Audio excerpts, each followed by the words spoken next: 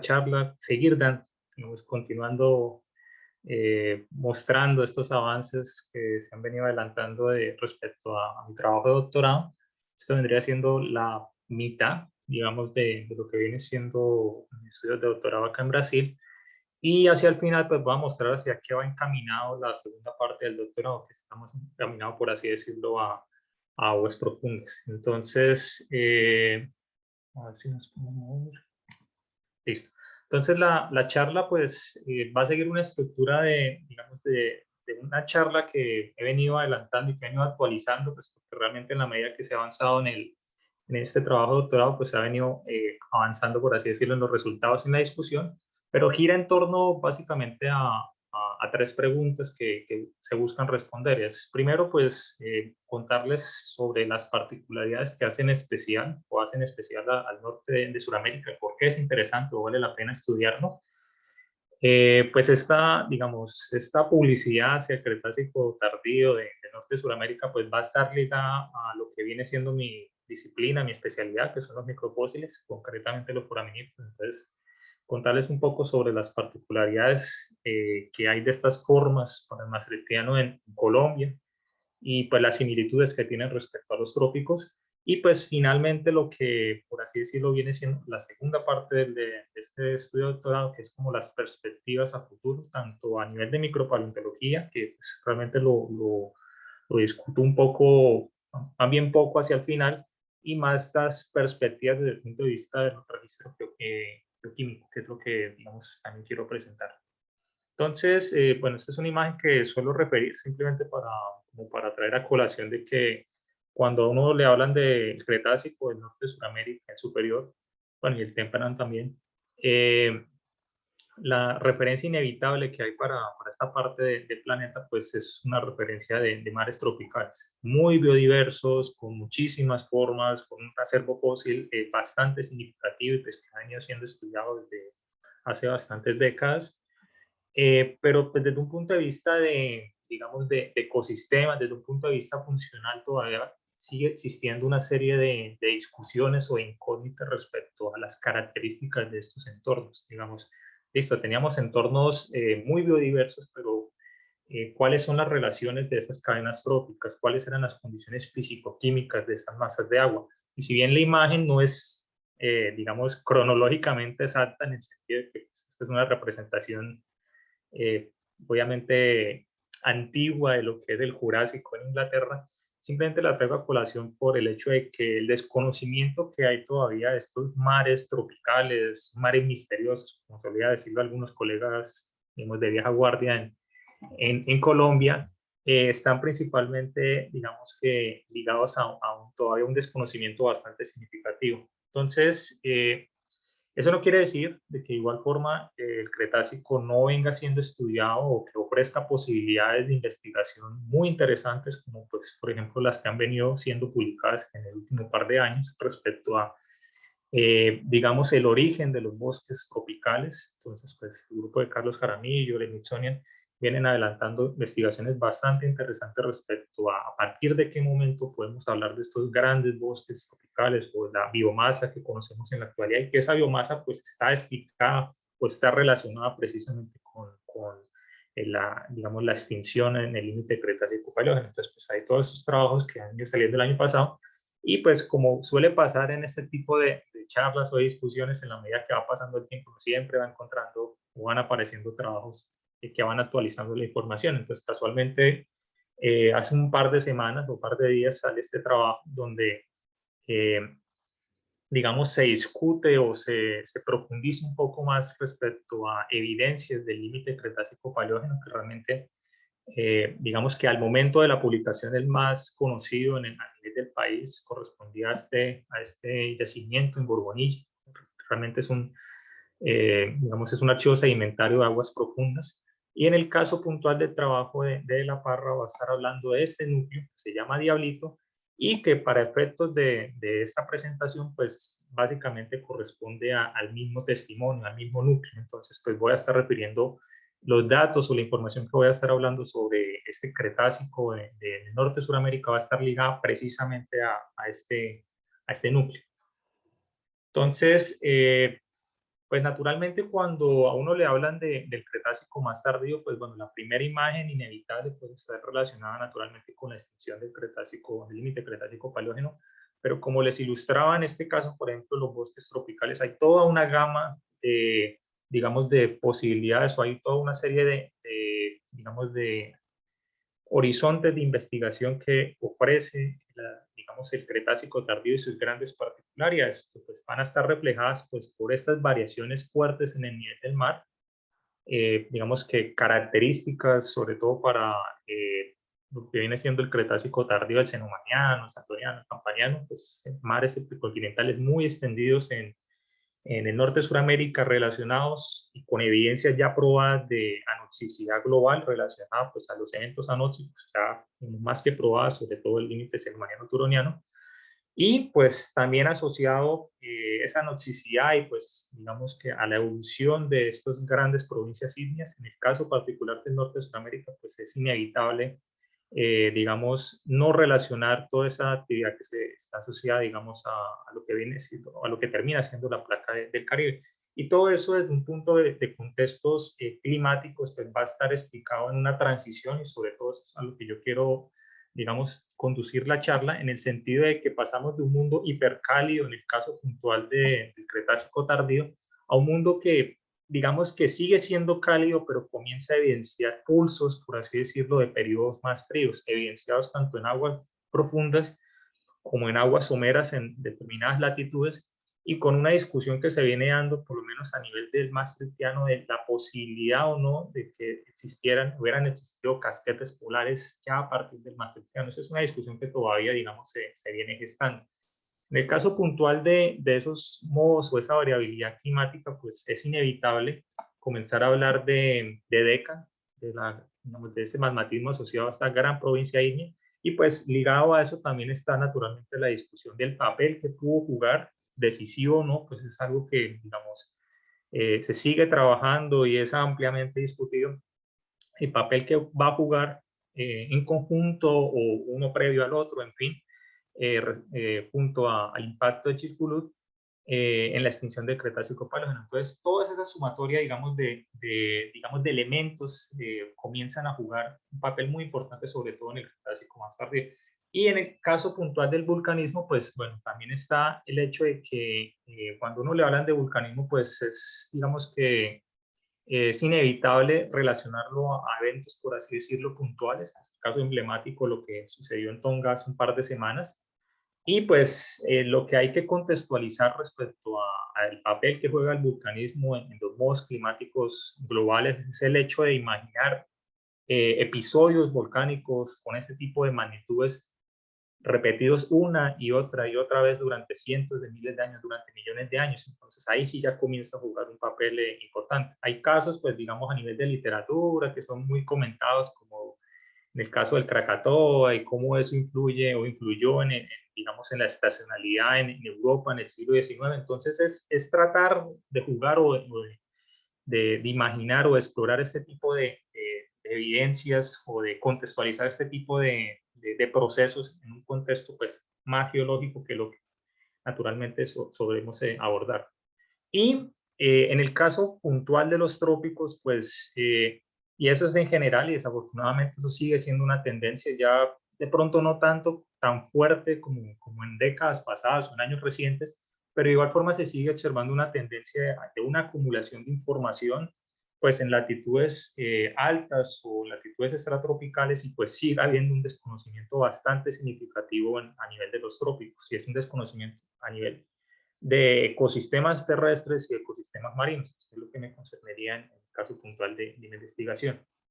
Ahora, la otra gran particularidad que ofrece o que tiene el Cretácico del norte de Sudamérica es el hecho de que en una transición relativamente corta del Campaniano al Maastrichtiano y el Cretácico más tardío digamos, al Paleógeno en realidad, tenemos una transformación de los paisajes bastante significativa en el sentido de que hay, bueno, como parte de este retroceso global del nivel del mar, hay una desaparición de toda una gama de ecosistemas marinos, someros o marinos, por así decirlo, de plataforma, en un tiempo relativamente corto. Y pues adicional digamos, a ese descenso global en el nivel del mar, pues también comienza, por lo menos a nivel del norte de Sudamérica, comienzan a gestarse los primeros pulsos de levantamiento andino. Entonces, la sumatoria de esos dos procesos pues va a generar esa transformación fuerte en los ecosistemas, y pues eso digamos que representa un desafío, una oportunidad de investigación, pero pues naturalmente también representa un desafío a la hora de entender estos ecosistemas, por así decirlo. Ahora, la zona de estudio, simplemente lo traigo a colación estos mapas para, bueno, estas reconstrucciones, en el sentido de que hay una dinámica, hay una transformación, hay una progradación, por así decirlo, de todas estas, digamos, de todas estas regiones, en el sentido de que cada vez comienza a tener una sumerización, comienza a tener una desaparición de estos mares epicontinentales. Y esto sucede pues en un tiempo relativamente corto. En el cuadrado pues simplemente voy a ilustrar la zona que digamos se estudia en este trabajo, que corresponde digamos a un sector que es la serranía del Perijá, y en caso puntual corresponde a una formación que se conoce como formación Colón o formación Molino, que más adelante lo voy a referir. Ahora, la gran ventaja que tienen las sucesiones epicontinentales del Cretácico tardío en el norte de Sudamérica es que primero pues hay una buena exposición de estas unidades, o sea, tanto a nivel, digamos, espacial, entonces eso permite hacer correlaciones con una relativa confianza, pues omitiendo obviamente problemas estructurales que aparezcan, como suele pasar. Y pues esas correlaciones pues naturalmente son posibles a partir de herramientas bioestratigráficas en la mayoría de los casos. Entonces, tanto a nivel de macrofósiles, pues donde están los ammonoideos y otro tipo de invertebrados fósiles, y los microfósiles naturalmente van a ofrecer herramientas muy importantes para hacer correlaciones a nivel regional. Entonces tenemos palinomorfos, tenemos en una menor medida, realmente se han hecho muy pocos trabajos, pero existen, y pues digamos que parte de los avances de esta investigación giran en torno a eso, nanofósiles, y pues digamos que el material de mi estudio, que son los foraminíferos, que vienen siendo estudiados desde hace bastante tiempo. Entonces, en el caso puntual de la formación Colón, es una unidad que viene siendo estudiada desde los años 30, básicamente eso va a estar ligado, como suele pasar con la bioestratigrafía, a zonas con interés exploratorio. Entonces en los años 30 en esa región de Colombia comienza a haber un interés, y pues en la medida que se va generando ese interés pues hay una necesidad de resolver digamos el marco temporal de estas unidades. Entonces este es un trabajo clásico junto con el del 30, básicamente por así decirlo, la piedra fundacional de los trabajos de micropaleontología en el Cretácico en el país. Y este trabajo puntual, digamos que plantea 3 zonas de asociación, en este caso con foraminíferos bentónicos. Entonces, estamos hablando de estos 3 organismos: Pulenia cretácea, Sifo granlete y Amoaculites colombiana. Son las 3 zonas que van a definir, por así decirlo, lo que viene siendo la formación Colón, y lo que a nivel local también se conoce como Mito Juan. Pero básicamente va a definir o va a subdividir el Cretácico más tardío, el Cretácico cuspidal a nivel de esta zona. Y la gran particularidad que tiene, o que ya comienza a evidenciar este Cretácico tardío, es que hay pues una diversidad bastante significativa en las formas, y hay una preservación bastante buena. Realmente es de las mejores preservaciones que hay dentro del Cretácico a nivel de foraminíferos. Ahora, estudios posteriores, en este caso en la contraparte venezolana, evidencian naturalmente la presencia de estas formas, y pues como los años fueron pasando y pues se hizo evidente que los foraminíferos planctónicos ofrecían de pronto un marco temporal un poco más robusto, comienzan a ser considerados dentro de esta pintura. Hay una particularidad que tiene, y esto digamos que hago la aclaración de una vez, que los foraminíferos del norte de Sudamérica a nivel faunístico comparten muchas similitudes, y eso lo reporta se reporta desde el trabajo de Cushman, comparten muchas similitudes con los foraminíferos de estos mares epicontinentales digamos que se encuentran en el Western Interior Sea, en el Golfo de México y en Estados Unidos. O sea, hay muchas similitudes a nivel de formas. Hay trabajos clásicos como el de Fritzel, que son básicamente las mismas formas que uno encuentra en Colombia, son formas que uno también va a encontrar en Estados Unidos. Entonces, pues eso ya digamos que habla digamos, nos comienza a hablar un poco de la paleobiografía de estas formas. Ahora, El trabajo que, por así decirlo, concilia la información a nivel de planctónicos y estas zonas, por así decirlo, informales que define Cushman, el trabajo de Martínez. Y básicamente lo que hace Martínez es que utiliza los foraminíferos planctónicos para calibrar dos de las tres zonas, Pulenia y Sifo-Granlet. Realmente él no trabaja la zona más superior, simplemente por relaciones estratigráficas, pues asume que es un maastrichtiano más tardío. Pero entonces calibra, por así decirlo, con foraminíferos planctónicos calibran estas zonas que refería de Cushman. Y pues ya en trabajos más recientes, pues el interés ha estado más ligado hacia, digamos, la base del colon, hacia digamos, la particularidad que hay de un contraste bastante fuerte entre la unidad que suprayace el colon, que infrayace al colon, y ese contraste probablemente está evidenciando algún tipo de, digamos, de faltante de tiempo, algún tipo de xenoconformidad, e incluso también puede ya estar sugiriendo estos pulsos de levantamiento andino y ese contraste fuerte que comienza a observarse, sobre todo en estos mares, digamos, epicontinentales del Cretácico, del Cenomaniano, del Turoniano, que eran entornos de altísima productividad, poca oxigenación, a un entorno más somero y probablemente más oxigenado, que es lo que en general uno propone o se ha planteado para el caso del colon. Y, digamos, otros trabajos como el de Parra también se han concentrado en estos, digamos, niveles más superiores de la Luna, en ese contacto con Colón, donde realmente las asociaciones son muy monoespecíficas, por así decirlo, y están hablando de ese contraste a nivel ambiental. Entonces, por ejemplo, hay una forma típica que es la boliviana espicata. Entonces, en general, el panorama que uno tiene es de un entorno, digamos, de aguas abiertas, de una altísima productividad en buena parte del Cretácico tardío, a un entorno de menor productividad, mucho más somero, que gradualmente va haciéndose más y más somero, en el caso del Campaniano y pues ya en el Maastrichtiano, que es lo que voy a estar refiriendo en esta charla.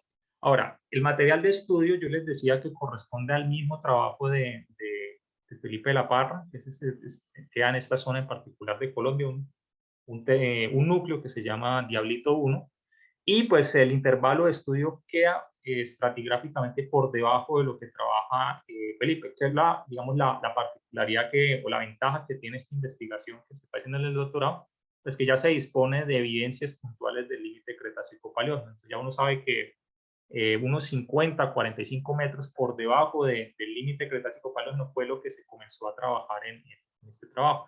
Y a nivel de bioestratigrafía, lo que estamos encontrando es que las asociaciones de foraminíferos, que ahorita las voy a mostrar, corresponden básicamente a la zona intermedia y a la zona más superior de estas zonas informales, por así decirlo, de Cushman y Hedberg, que hablándole en plata blanca corresponderían a las tres últimas zonas de la zonación clásica, digamos, de Caron, de Abaton Palus mayaroensis, hasta la zona, digamos, más cuspidal, que es la de Plumerita angelinoides. Entonces estamos hablando en general del maastrichtiano más tardío, en general, para este intervalo de estudiado. ¿Cuál es la particularidad de este trabajo que, digamos, se va a someter en las próximas semanas? El hecho de que integra tres herramientas, foraminíferos, integra nanofósiles calcáreos, y pues también se encontraron ostracos, entonces se disponen de tres herramientas. En el caso puntual digamos, de los trabajos previos de Felipe, pues ya se dispone de un acervo a nivel de palinología, pues que también la palinología en este caso pues evidencia la extinción del Cretácico Paleógeno. A nivel de formas, pues en general, digamos que la diversidad no es tan alta como lo que se observa en el trabajo de Cushman y Hedberg, y lo voy a explicar, digamos, la razón puntualmente más adelante. Es una razón de tipo netamente ambiental. Pero pues de igual forma uno encuentra, digamos, digamos, hay una suficiente variabilidad en las formas, sobre todo en la parte inferior del núcleo. A nivel de ostracos pasa lo opuesto. A nivel de ostracos la preservación no es tan buena, pero de igual forma a nivel de ostracos la diversidad es mucho mayor en la parte superior del núcleo. Y cabe hacer la aclaración de que realmente los ostracos a nivel de Cretácico tardío en el país, a nivel de Colombia, realmente no se han estudiado. Entonces este correspondería al primer trabajo que se adelantó a nivel de ostracos pues, en este intervalo. Hay otro trabajo encaminado que está asociado, digamos, a la parte más inferior del colon, donde la preservación de los ostracos es mucho más interesante, y pues también eso eventualmente se va a publicar. Ahora, a nivel digamos, de interpretación ambiental, donde uno conjuga distintas herramientas a nivel de foraminíferos, de nanofósiles, de ostracos, integra con datos en este caso, a partir de fluorescencia de rayos X. Lo interesante es que en el núcleo puntualmente uno está hablando de dos escenarios. Un escenario de aguas, digamos, un poco profundas, comillas, en el sentido de que estaríamos hablando más de una plataforma interna, plataforma media, a un entorno que cada vez se va haciendo más húmedo hacia la parte más superior. Y eso va a estar evidenciado, digamos, por ejemplo, por la mayor recurrencia de los ostracos, por la mayor recurrencia de las formas aglutinadas, por el hecho de que los foraminíferos planctónicos y los nanofósiles están presentes principalmente en la parte inferior del núcleo, y evidencias a nivel geoquímico, por ejemplo, la relación circonio-rubidio, que es utilizada de forma indirecta para hablar de aumentos o variaciones granulométricas, claramente sugiere que hay un aumento en las granulometrías de la parte superior, que hay un aumento en el importe de terrígenos, y que, por ejemplo, hay una disminución en la salinidad. Entonces, pues hay, en general, lo que uno está observando en el núcleo es un proceso, o está registrando un proceso de sumerización, que es lo que digamos, se observa o se ha venido planteando, digamos, a nivel de sedimentología, pues es algo que se viene observando en este Cretácico tardío en el norte de Sudamérica. Ahora, a nivel digamos, de oxigenación, pues realmente uno lo que tiene es un entorno que es principalmente isóxico, con algunas evidencias de algún tipo de elementos, digamos, de episodios óxicos, pero en general estamos hablando de aguas que no son ni una cosa ni la otra, no son aguas que son, digamos, muy empobrecidas en oxígeno, como sí sucede en el Cretácico tardío, digamos, de la formación de la Luna, pero pues tampoco es un entorno, digamos, óxico, es un entorno que en la medida que se va haciendo, digamos, cada vez más húmedo, de igual forma es un entorno estresado, por así decirlo. Y una herramienta adicional, y pues a eso gira en torno, digamos, las diapositivas posteriores, es el papel que puede jugar las evidencias del mercurio. Ya, digamos, pues probablemente ustedes incluyen hacia dónde va la cuestión. Interesante con el mercurio, pues es que muestra una serie de enriquecimientos a lo largo del núcleo. Y ahorita les voy a explicar por qué, pero usualmente, digamos que el mercurio es un elemento bastante mañoso y que hay que mirarlo con mucho cuidado, y una forma, por así decirlo, de controlar o de interpretar de una forma más adecuada esos enriquecimientos, esos picos, es a través de algún tipo de normalización. Lo ideal, pues, es que uno normalice con carbono orgánico total. Afortunadamente para este estudio en particular el equipo no estaba funcionando, entonces tocó buscar una forma alternativa, y una forma alternativa es, por ejemplo, normalizar a partir de los registros de azufre obtenidos en el análisis de fluorescencia. Ahora, ¿por qué es interesante eso?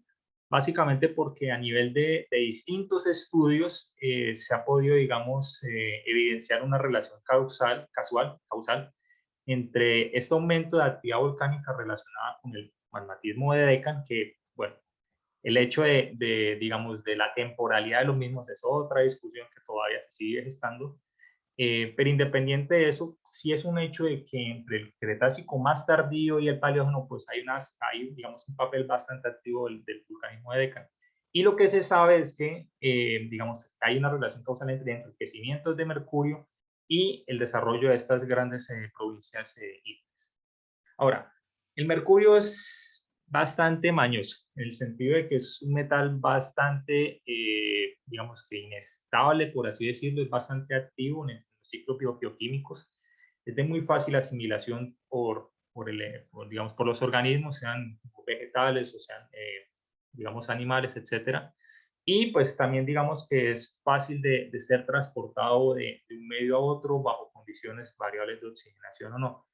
¿Por qué es importante tener esto en cuenta? Sobre todo porque muchas veces cuando se trabaja con evidencias de mercurio, pues si uno está trabajando en aguas profundas, pues lo más factible, salvo que uno tenga algún tipo de evento adicional, lo más factible es que esos enriquecimientos de mercurio sí puedan estar relacionados con vulcanismo y esa, digamos, precipitación del mercurio atmosférico.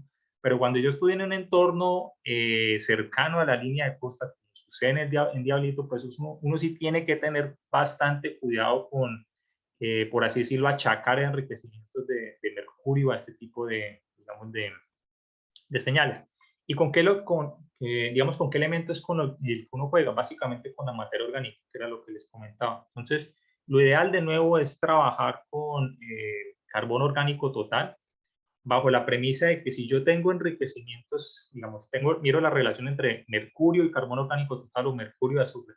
Si yo por alguna razón tengo un enriquecimiento, digamos, anómalo en la relación de mercurio-azufre o mercurio-carbono orgánico total, ese enriquecimiento no necesariamente tiene que estar achacado a un enriquecimiento en materia orgánica en el entorno. Entonces, solo bajo ese tipo de normalizaciones, comillas, yo puedo de alguna manera inferir de que el mercurio que se me está depositando, que quedó registrado en la muestra o en el sedimento que yo estoy trabajando, puede estar relacionado con un enriquecimiento adicional, que en este caso pues se lo estaría achacando al vulcanismo. Si yo por alguna razón tengo un enriquecimiento de materia orgánica y al mismo tiempo tengo un enriquecimiento de mercurio, pues yo digamos que no puedo descartar del todo el hecho de que ese enriquecimiento sea exclusivamente ligado a algún proceso sedimentario local y no a algo, digamos, de gran escala como el vulcanismo. Otras formas, digamos, de explorar digamos, esos enriquecimientos de mercurio, simplemente hacer correlaciones muy básicas entre distintos elementos, pues realmente se exploraron todos los, digamos, las concentraciones que había, realmente normalizando los valores obtenidos a partir de fluorescencia y pues realmente las correlaciones no mostraron ningún tipo de relación significativa. Entonces, al menos, y esto es lo interesante, lo que sugiere esta, de nuevo, comillas, normalización del mercurio es que al menos para la parte más superior parece que hay unos enriquecimientos de mercurio respecto a la parte inferior, que era algo que, por ejemplo, ayuda a descartar estos picos, por así decirlo, anómalos que uno tenía cuando trabajaba con el mercurio exclusivamente. Entonces, al menos para la parte superior, uno sí podría tener enriquecimientos de mercurio. Esto es interesante por cuestiones que voy a explicar un poquito más adelante. Solamente para resumir, por así decirlo, lo que estamos encontrando en este núcleo, es el hecho de que uno tiene, de nuevo, dos escenarios. Un escenario de aguas, por así decirlo, de plataforma continental y un escenario de, digamos, de condiciones muy cercanas a la línea de costa. Hay otro factor que es algo que se me olvidó mencionar, y es que ese descenso o esa variación en el nivel del mar puede estar, de nuevo, relacionado a estas variaciones globales que se vienen registrando, pero pues también hay que tener en cuenta, de nuevo, estos pulsos de levantamiento de los Andes para este intervalo de tiempo. Entonces, esa, digamos, somerización, pues puede estar simplemente reflejando una colmatación de la cuenca producto de estos primeros pulsos de levantamiento. Y lo interesante es cómo las distintas, digamos, herramientas que se utilizaron, microfósiles y herramientas geoquímicas, claramente evidencian o conducen esta historia, digamos, llevan a proponer esta historia de sumerización, al menos para este intervalo de tiempo. Ahora, ¿qué queda por explorar? Pues naturalmente, digamos que hay ciertos picos dentro de los análisis de fluorescencia que definitivamente tienen que ser estudiados con una herramienta adicional. Entonces, pues hay que hacer en algún momento difractometría de rayos X para entender el comportamiento de las arcillas, en el sentido de que, pues, bueno, hay que entender realmente, digamos, si digamos, la mineralogía de las arcillas pues puede estar jugando un papel en ciertos enriquecimientos entonces, y en ciertas interpretaciones. Entonces hay que de igual forma meterle mano a la difractometría.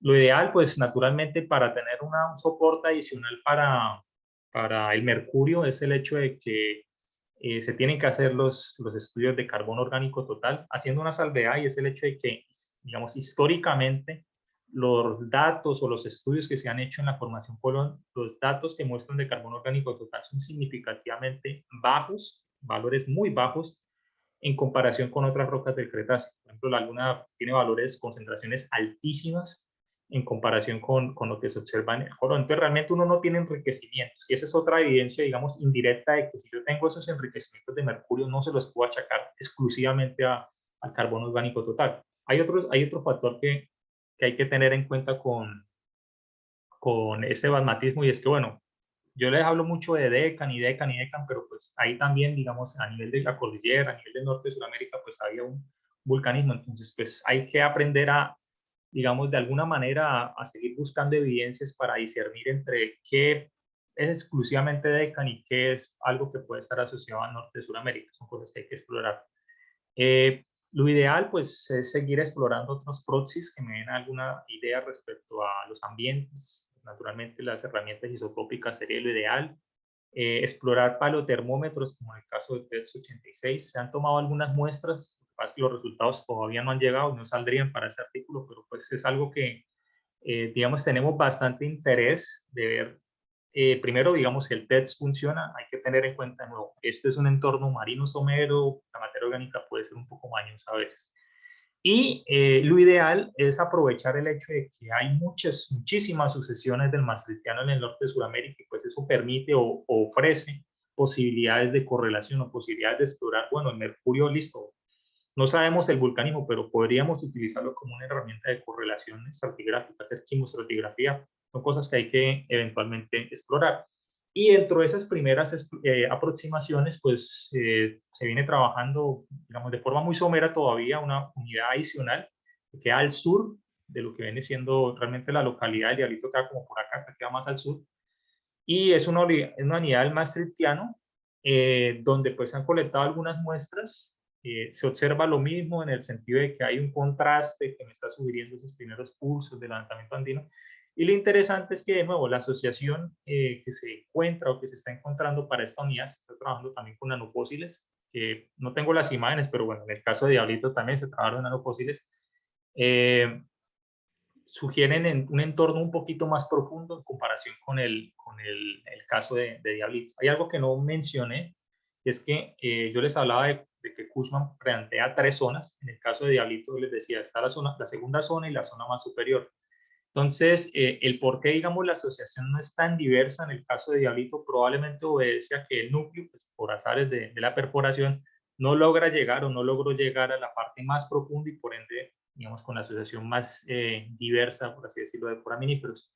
En el caso puntual de esta unidad, parece que los entornos eran un poquito más profundos, pero a nivel de bioestratigrafía seguimos encontrando las mismas 2 zonas del caso digamos, de Diablito. Entonces ofrece posibilidades de correlación bastante interesantes. Y es importante, sobre todo a nivel de, digamos, de estas unidades del maastrichtiano, actualizar la discusión que se hace sobre el modelo de A, porque en el caso puntual, por ejemplo, de esta formación, que es la formación UMIR, se vienen trabajando con datos que son del 94, que siguen teniendo algún tipo de validez, pero que desafortunadamente, digamos que no se ha profundizado en la discusión del modelo, tanto el modelo ambiental como la bioestratigrafía de estas unidades. Entonces, en parte, digamos que no es solamente hacer correlaciones, sino también actualizar, por así decirlo, la línea de investigación de estos organismos. Y ya lo que viene siendo todos los, por así decirlo, retos que se van a afrontar este año, están ligados principalmente a una discusión que, bueno, yo les he estado hablando principalmente de condiciones muy someras, donde básicamente tenemos este tipo de formas, de áreas restringidas, pero pues, ¿qué pasa con los entornos de aguas profundas? Y ahí es donde viene digamos, la siguiente parte de esta investigación, que va a estar ligada a 2 testimonios, 2 núcleos, uno que queda en el Caribe, que es el 999A, y el otro, pues, es uno muy famoso, que es de Merara, que es el 1258. Entonces, ¿por qué traigo a colación este mapa? Básicamente porque, al igual que en el caso de Diablito, ya en este momento disponemos de la información geoquímica, tanto de fluorescencia como de mercurio, en el caso puntual de estos 2 testimonios. Y lo interesante es que, al igual que en el caso de Diablito, este núcleo de Colombia, está mostrando enriquecimientos de mercurio. Ahora, esos enriquecimientos de mercurio están o no exclusivamente ligados a DECAN, es algo que tenemos que explorar a lo largo de este año, pero lo interesante es que de comprobarse, digamos, estos enriquecimientos, pues serían las primeras evidencias a nivel de los trópicos de estas influencias del vulcanismo de DECAN. Y pues ese es un tópico que viene siendo explorado desde hace un par de años con distintos, digamos, localidades, sobre todo a nivel de latitudes más altas, como la Antártida, caso de Estados Unidos. Hay una casualidad, digamos, hay un hecho y es, por ejemplo, cómo a veces uno puede criticar, digamos, estas aproximaciones de los mapas de Scotese, en el sentido de que esto es un entorno de aguas, como de mares epicontinentales, y pues de acuerdo a Scotese, pues esto ya está emergido, entonces, pues, son críticas que son válidas, por así decirlo. Y lo interesante es explorar a nivel, digamos, de un contexto global, cuál es el papel que juegan estos enriquecimientos de mercurio, tratar de seguir avanzando en la línea de conocimiento de los mismos. Entonces, en el caso de Merari, pues la mecánica fue la misma con el testimonio 999 en la plataforma de Nicaragua. Fueron muestreos cada 40 centímetros, entonces pues se tiene una resolución bastante buena y pues está comprendiendo básicamente el intervalo maastrichtiano. Básicamente en el caso del 999, lo interesante es que el año pasado pudimos acceder a material del Paleógeno, y lo interesante es que también muestran enriquecimientos de mercurio en estas muestras del Paleógeno. Entonces, digamos que son evidencias adicionales. Entonces, ¿qué tipo de ejercicios? Esto sigue siendo muy, digamos, eh, burdo todavía. Pues la idea o lo interesante es buscar ejercicios de correlación, en este caso, digamos, con trabajos de alta resolución, como en el caso de Gerta Keller en Túnez. Pero lo interesante no es tratar de entender estos enriquecimientos que uno tiene de mercurio y tratar de relacionarlos con estos episodios volcánicos. De nuevo, en el caso puntual de estos dos testimonios, con el Miguelito también sería lo ideal, hay que de alguna forma normalizar estos datos, entonces pues explorarlos a partir digamos, de materia orgánica o a partir de azufre, pero hay que hacer algún tipo de normalización para descartar esos picos que se observan. Y como con todo, pues esta mañana me envían este artículo que no lo había mirado, salió este año. Lo interesante es que ya ofrece evidencias adicionales, en el caso de esta localidad en China. Trabaja con otros, digamos, menciona unas localidades, unas son como las que refiero ahí, como el trabajo de Percival, este trabajo de Kendley creo que es. Y lo interesante es que, bueno, buscan hacer hacen este tipo de observaciones, donde tratan de establecer correlaciones a partir de algún tipo de normalización con el carbono. Entonces, eso es, digamos que, evidencias que se siguen explorando y que de alguna forma hay que comenzar a discutir desde un contexto global, de no solamente hacer las correlaciones, sino hacerse preguntas como, bueno, ¿cómo verdaderamente operaron los patrones de circulación atmosférica en este intervalo de tiempo? ¿Cómo fue ese patrón de dispersión? ¿Por qué, digamos, en una localidad al sur de China tenemos enriquecimientos antes del límite Cretácico-Paleógeno? ¿Por qué en Túnez tenemos el enriquecimiento justo en el límite? ¿Por qué en la Antártida sucede algo similar? ¿Por qué en el caso, por ejemplo, a nivel de los trópicos, realmente el enriquecimiento parece que se comporta de una forma similar al de China? Esas son cuestiones digamos, hay que explorar a nivel de circulación atmosférica, explorar proxies adicionales como los isótopos de osmio y, naturalmente, trabajar o entender muy claramente el contexto sedimentario, el contexto paleometal de cada una de estas localidades y buscar, digamos, o tener una claridad bastante significativa respecto a la veracidad, comillas, no, veracidad no, sino digamos, a la clara incidencia o la relación claramente probada de estos enriquecimientos de mercurio con estos eventos volcánicos globales de décadas. Entonces, digamos que parte también de la investigación, obviamente, no solamente el contexto geoquímico de estas unidades, en el caso de Merari y de 999, sino pues también trabajarlo desde la óptica de los foraminíferos. Entonces, digamos que para este año en particular voy a estar concentrado principalmente en Demerara, básicamente porque digamos que la preservación del material ofrece mejores posibilidades a nivel de Demerara. En el caso del 999 hay algunos desafíos a nivel de recristalización que, digamos, no sé si los consigamos resolver.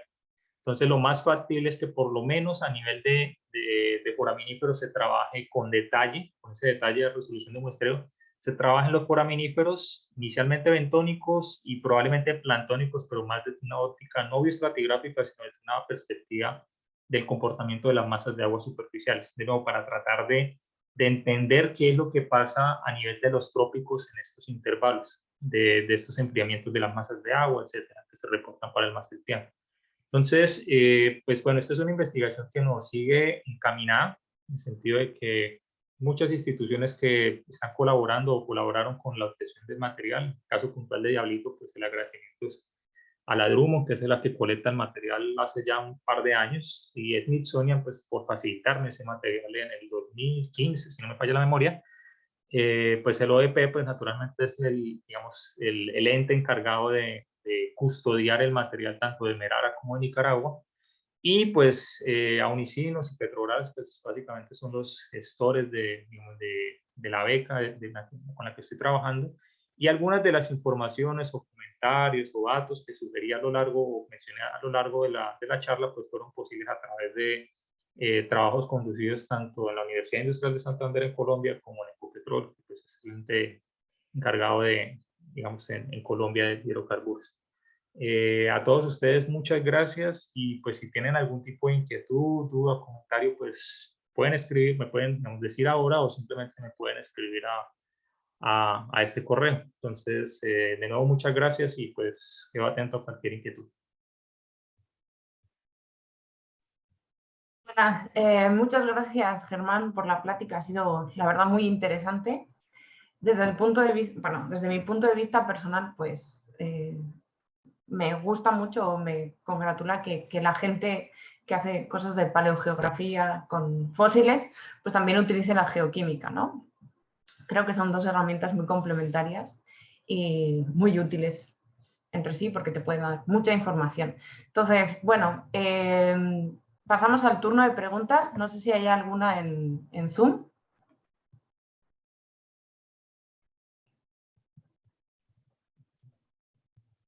No, nadie se Sí, yo tengo una pregunta y es si dentro de los proxies geoquímicos estás considerando utilizar algún otro como la concentración de elementos traza sensibles a condiciones redox o a productividad o incluso índices de alteración química, ¿no? Para poder realizar interpretaciones oceanográficas, climáticas.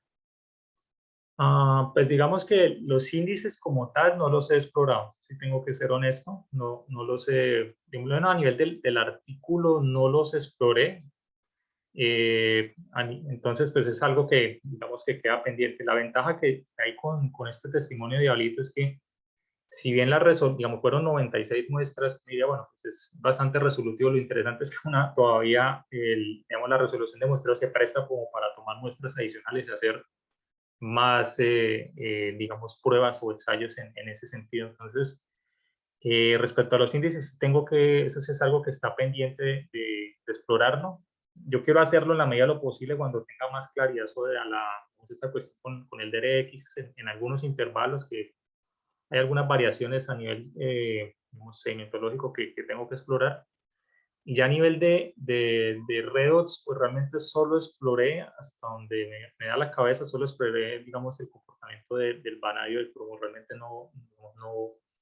no trabajé o no exploré herramientas adicionales. Algo que, por ejemplo, que veo así como que había la intención, ahí estaba la persona interesada y después se bajó el bus, era explorar esta cuestión de trabajar, digamos, la cuestión de paleomagnetismo, pero ambiental. Pero pues, digamos, se bajó el bus, por así decirlo, entonces eso también quedó como pendiente de ser explorado. Pues la ventaja no, es que está el material está ahí para ser trabajado bajo esa óptica. Y otra pregunta. En el caso de los foraminíferos, los estás usando únicamente para fechar, para determinar las biozonas? O has notado cambios en la morfología, tamaño de las distintas formas que también sean el resultado de estos cambios? Ok, pues a ver, respecto a tamaños, digamos que hay una particularidad a nivel de planctónicos, es algo que no lo referí, es el hecho de que en general los planctónicos están dominados por una forma que es claramente oportunista, que es la cretácea, Umbellitra cretácea. Digamos, es un bicho que, por ejemplo, ha trabajado bastante Keller con toda esta discusión de Decan. Entonces, yo no se lo achaco a Decan, sino se lo achaco pues simplemente a que es un entorno estresado. O sea, es un entorno que es lo suficientemente marino para que hubieran planctónicos, pero realmente en el caso puntual del núcleo de Diablito es Umbellitra cretácea lo que hay. Y eso es interesante porque, por ejemplo, contrasta ya con estas muestras puntuales que se tomaron en otra localidad, donde yo tengo quillados, o sea, ya tengo formas que digo, bueno, este entorno sí estaba, digamos, desde el punto de vista ambiental era amigable. Y a nivel de formas, pues uno lo que nota es básicamente como esa transición de un dominio de formas calcáreas a un dominio principalmente de formas aglutinadas, que en parte eso es lo que explica el por qué estos trabajos de Cushman terminan condicionando esa última zona hacia una forma que es la modaculitis colombiana, que realmente es una asociación que a partir de algún momento de la sucesión, probablemente por esa somatización, está dominada por formas aglutinantes. No sé si por cuestiones de disolución de carbonatos o porque hay mayor energía, no me queda muy claro, pero el dominio de los aglutinados es total a partir digamos, de un determinado punto de la sucesión. Y eso también se observa en la otra localidad y es una tendencia, realmente no a nivel de muestras así, digamos, hechas con alta resolución, pero que uno comienza a notar en distintas localidades en Colombia. Listo, gracias.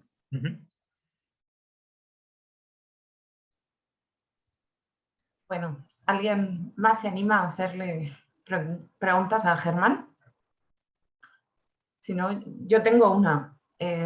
Has hablado de los isótopos de osmio, ¿no?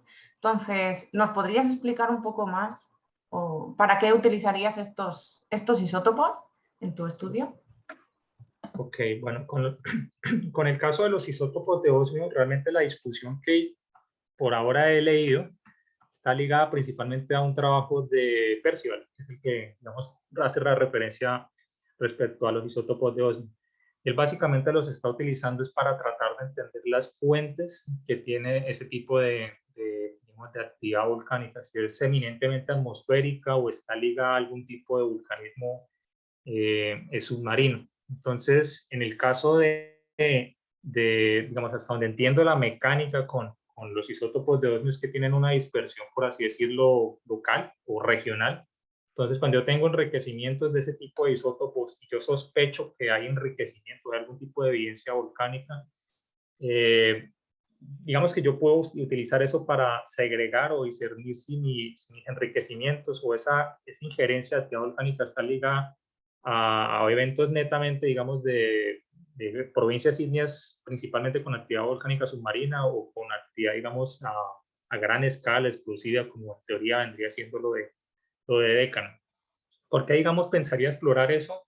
Porque a mí me genera, sobre todo en el caso puntual del de Nicaragua, a mí me genera un poquito de inquietud los enriquecimientos, si yo se los podría, digamos, exclusivamente achacar a Deccan, o pues tengo digamos, todas las cadenas volcánicas digamos, de Centroamérica ahí al lado. Entonces, no sé, o sea, es algo que eventualmente espero poderlo discutir, digamos, sea con Percival o con alguien que trabaja en esas herramientas isotrópicas, pero es algo que me interesaría, digamos, aclarar en el caso puntual de Nicaragua.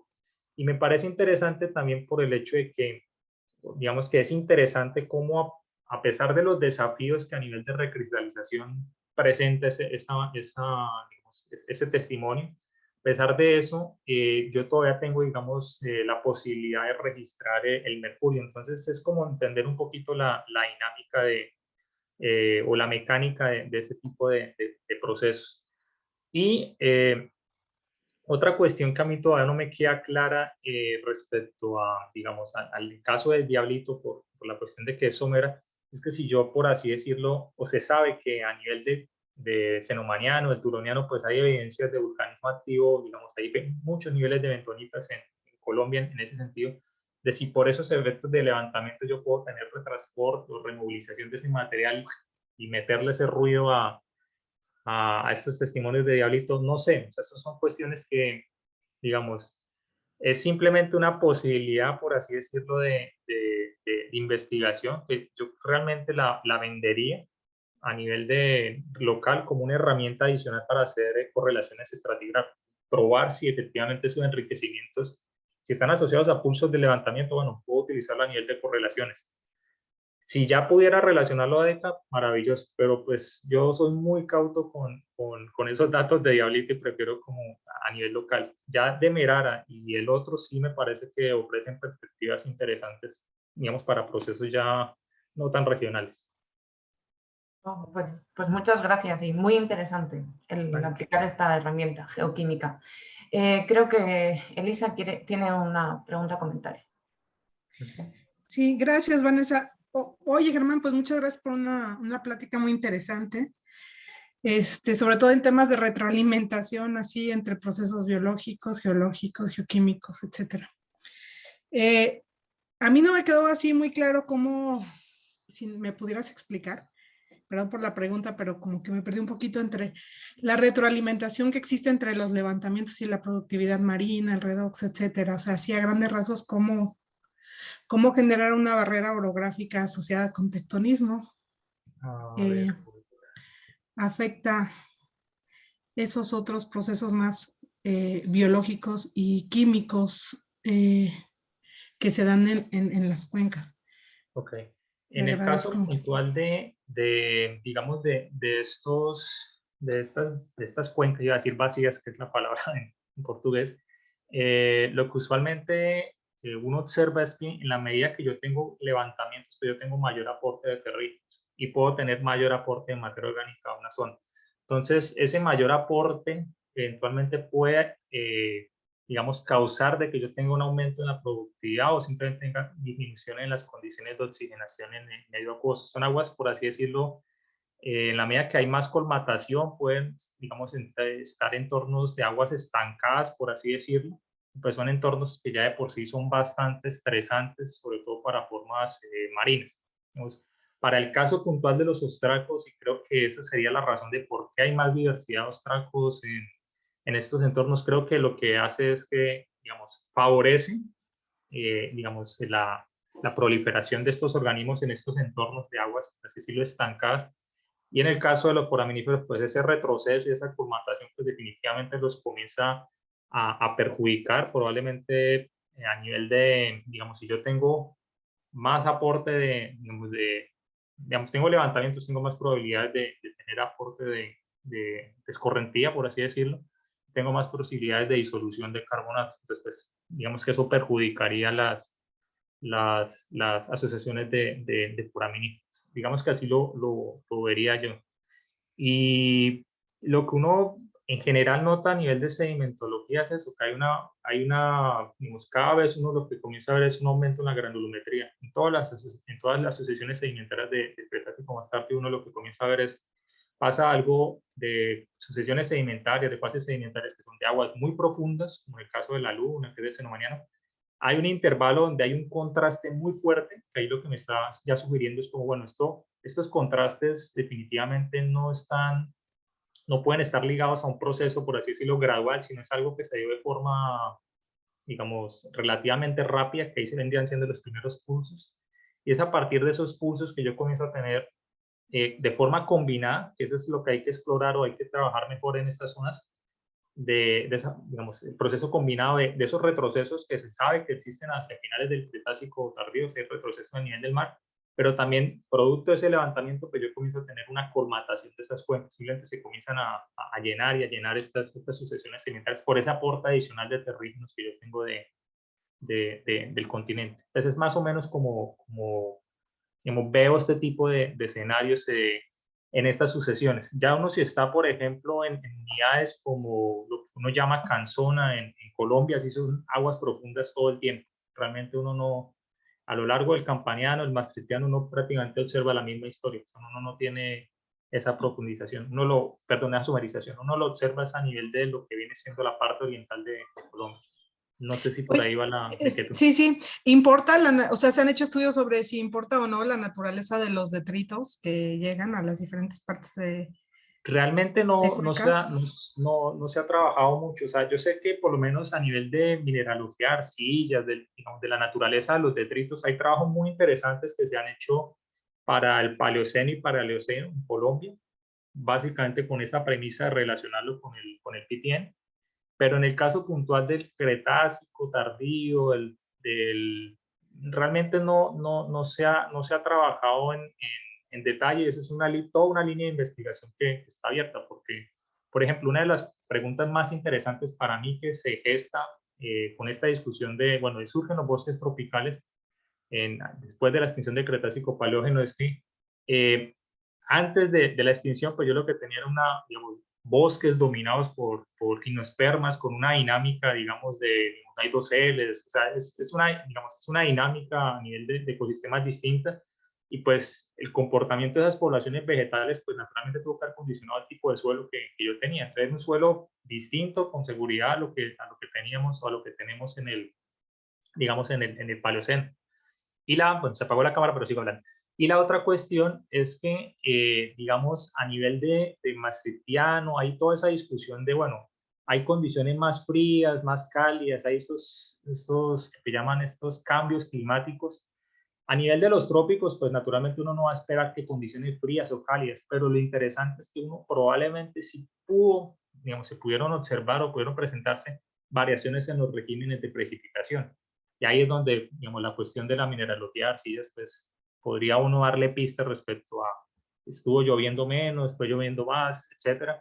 Y a nivel, por lo menos, de nuevo, en el Cenozoico sí se ha podido demostrar a nivel de vegetación, y creo que algunos estudios de geoquímica, que los regímenes de precipitación a nivel de los trópicos en Colombia sí variaron en ciertos intervalos de tiempo. Entonces son cosas que quedan, digamos, por explorar en el maastrichtiano.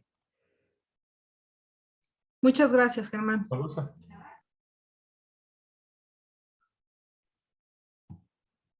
¿Alguien más que quiera realizar su pregunta?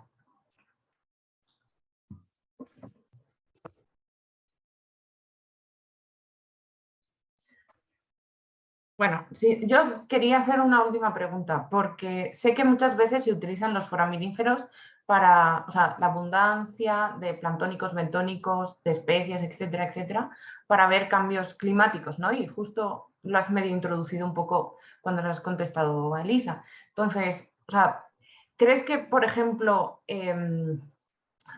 unir tipos de fósiles, números de fósiles, con estas variaciones geoquímicas que estás realizando en tu trabajo, pueden ayudar a predecir cambios climáticos o ver indicios de cambios climáticos en la actualidad? Ya sé que a lo mejor se desvía un poco de tu tema, pero pues creo que es importante, ¿no? Sí, no, sí, o sea, yo creo que digamos que el espíritu dentro de este trabajo, digamos que a manera como de medio confesión, es o fue extrapolar cosas o experiencias que yo ya había tenido en el trabajo de maestría. El trabajo de maestría fue con cosas del cuaternario relacionadas con el niño, la niña en el Pacífico. Entonces, a mí esa experiencia me abrió los ojos en el sentido de que me permitió, digamos que por el hecho de que en reciente uno siempre va a tener, por así decirlo, más complejidad, pero al mismo tiempo va a tener un poco más de facilidad a la hora de trabajar el material, me permitió expandir, por así decirlo, el conocimiento que uno tiene a nivel de material fósil, esa cuestión del presente, la clave del pasado. Entonces, sí, o sea, con seguridad, y se ha probado, los microfósiles, una de las grandes ventajas que tienen es que son muy sensibles a variaciones a nivel, digamos, de productividad superficial, a cuestiones de oxigenación en el fondo.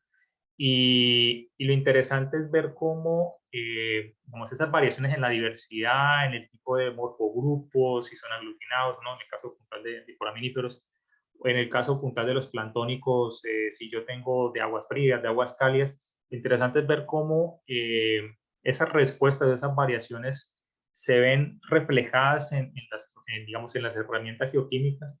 Y lo interesante es que, por así decirlo, muchas veces a uno lo sacan de la duda respecto a algún tipo de pico. Digamos, si yo tengo alguna variación, a veces esas variaciones pueden ser, digamos, artefactos deposicionales, algún proceso taponómico, me mezclo material, son bentónicos, digamos, yo trabajo con bentónicos pues a veces no se comportan como uno quiere, hay algún tipo de remolición, etcétera. Lo interesante es que cuando uno trabaja o integra con información geoquímica, uno puede amarrar la información o en su efecto digamos, lo lleva a uno pues a dar explicaciones, a decir, bueno, ¿por qué la herramienta no está funcionando? Entonces uno tiene que echarse, bueno, suena feo como el cuento, por así decirlo, pero de igual forma esos cuentos son enriquecedores porque generan, por así decirlo, argumentaciones más interesantes a la hora de trabajar un artículo. Y eso en parte también me pasó con este núcleo, o sea, yo realmente esperaba una diversidad mucho mayor, porque tenía en la cabeza, bueno, yo sé que esta unidad tiene una diversidad bastante alta, Y cuando yo comencé a ver el material al principio, dije, no, miércoles, o sea, este material no está tan bueno. Y la conclusión a nivel de bioestratigrafía es, bueno, definitivamente no llegué a la parte que tenía más riqueza, más diversidad.